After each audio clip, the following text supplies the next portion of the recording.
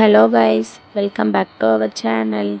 இன்றைக்கி என்ன விலாக் அப்படின்னா, என்னோடய பெஸ்ட்டு ஃப்ரெண்ட் அச்சுக்கு 5th மந்த் பேபி ஷவர் ரொம்ப சிம்பிளாக பண்ணோம்.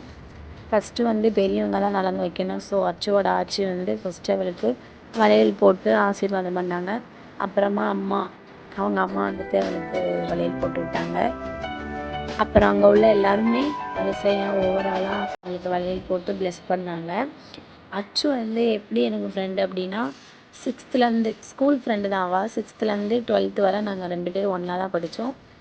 இப்போ வரைக்கும் நாங்கள் ஒன்றா தான் இருக்கோம். 2 பேருமே வேறு காலேஜ் படித்து காலேஜே முடிச்சிட்டோம். ஆனால் ஸ்டில் அதே பாண்டிங்கோட இப்போ வரைக்கும் சேம் ரிலேஷன்ஷிப்பில் தான் இருக்கோம்.